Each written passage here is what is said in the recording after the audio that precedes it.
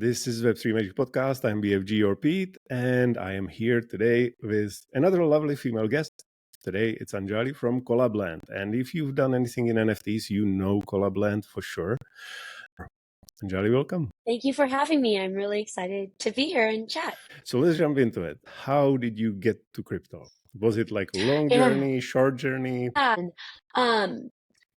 I think my journey to what I do in crypto right now, definitely has very far roots. I started in like online digital communities before there was such thing as the internet.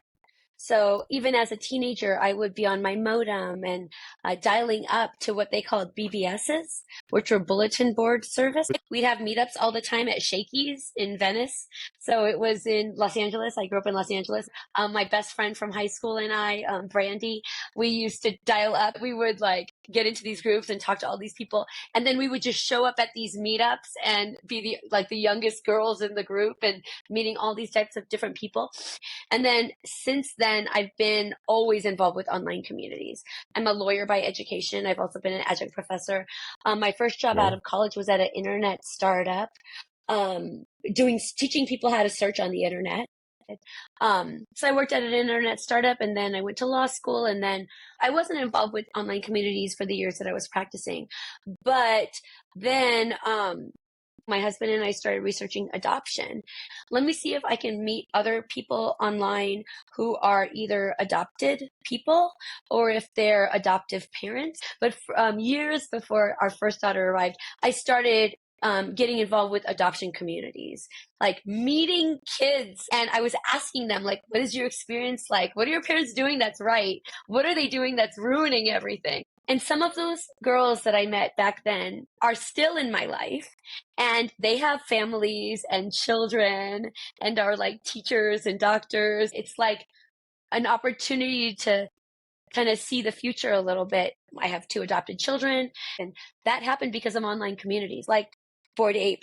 They found CollabLand. And so when Bored Ape started using CollabLand as a membership token, I was like, what is happening? Because you had people that were like taxi drivers in Singapore, and you were having people that were like VCs or CEOs that are from Silicon Valley, all in the Bored Ape server together. My husband and I are co-founders of CollabLand. And so originally the idea of CollabLand was a DAO tool. I don't know if it was my ENS name or if it was an NFT. And I don't even remember what my first real NFTs were. My very first PFP, because I remember that one, it was a World of Women. And it was a World of Women that I thought looked most like me. My most impactful first experiences that I was most passionate about were NFTs and collecting NFTs.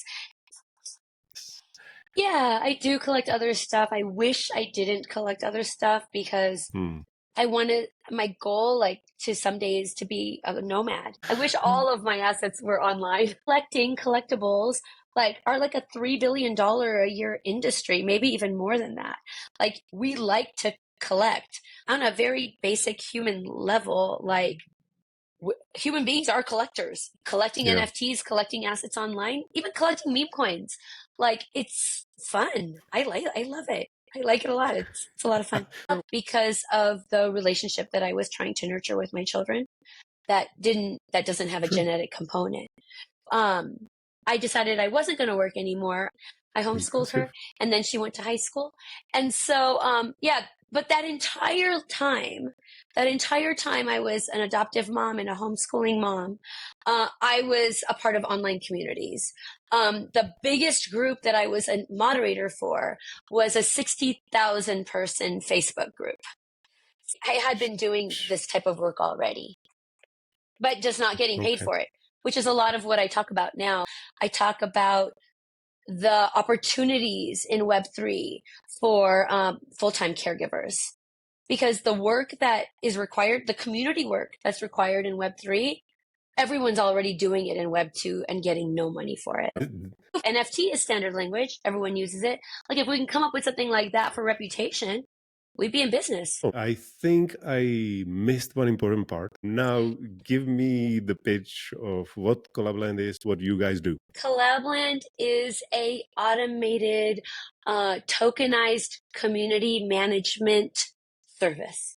So if you have a project, BFG podcast project, and BFG podcast puts out a token called the BFG token, and now you want everyone that bought that token to get to know each other, to join a group together, to organize now the BFG army. That is an incredibly powerful thing. You're able to like organize and reward. So that way you're not just extracting from them. You're saying, okay, I'm here for you and you're here for me. We were first on Telegram for a very long time. All of 2020. And so then, or just the very end of 2020, we moved to Discord. CollabLand's position is different. People should be everywhere they want to be, anywhere they want to be.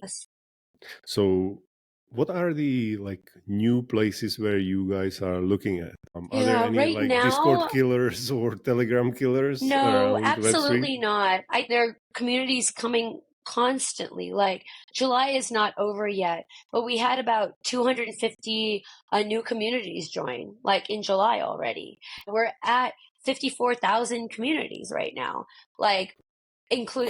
with Discord and Telegram. Like that's crazy. And we have, just to get into a little bit of data, but we have like 2,500 to 4,000 brand new wallets that have never connected to CollabLand connect every single freaking day across 38 different blockchains. But most of it is still Ethereum and Solana, right? You cannot watch everything. There's no way. You really have to pick a thesis, right? Right. And then everything that falls outside of your thesis, you're like, there's no room. I don't want to learn a new thing. I'm not into that. And there have so many communities that are going on in Japan and in the Asian area, like in Asia and Southeast Asia. Like, we don't think about that, but they're there. True. And then South America and in Africa, like there's so many regions. And so not only across blockchains, but across cultural pockets, right? We're doing next is we're doing tipping. So now you're going to be able to do on-chain transactions within CollabLand groups. I can send you money. I can send you, we're starting with 4 chains, but I can send you one of these 4 chains. What we're doing is that you can tip or give someone trade, share, whatever, some crypto with somebody else, just using your Discord username or Telegram ID. So what are you looking forward to? What are you the most looking forward to in like second half of 2024? Yeah, my real honest answer, and we'll just go with that, which is I'm looking forward to the bull run really starting. Well, Anjali, thank you very much. The whole 30 minutes, something was a treat. And I'm pretty sure I'll see you on some conference very soon. And I'm looking forward to CollabLand tipping. We met in Brussels just a few weeks ago, and you were telling me about your podcast, and here we are. So I appreciate you taking the time. Thank you very much. Have a great day.